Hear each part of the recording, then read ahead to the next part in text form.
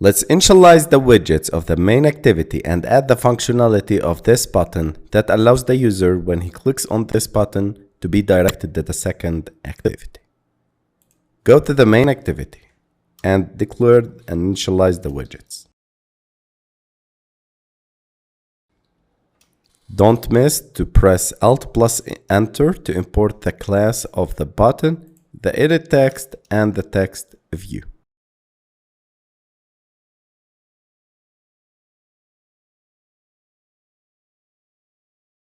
Now we declared and initialized these widgets, the text view, edit text, and button. Now, I need to add the functionality to the button, so I'll use listeners. btn.set on click listener, new view on click listener, and here I need to direct the user to the second activity. But I need to get his name from the edit text and pass it to the second activity. In this video, I want from you to focus with me because I am going to show you how to pass the data between activities. First of all, let me get the username and store it inside this username string variable, edit text.getText.toString. It's very simple, and we've done it before. Here I'll use explicit intent because I am navigating between the components of the same application. Intent I equal new intent, and here I need to press Alt plus Enter to import the intent class, and here I need to pass two parameters, the current position and the destination. I need to pass this as the context and second activity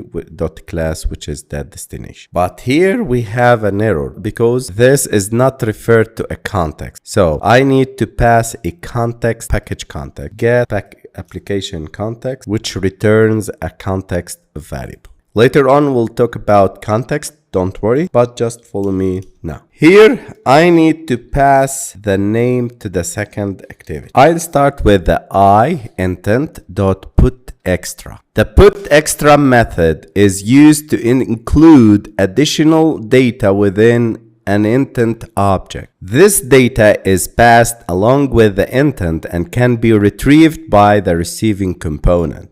The putExtra method is overloaded with various versions to accommodate different types of data, such as strings, integers, booleans, and more complex objects that implement serializable or parcelable interfaces.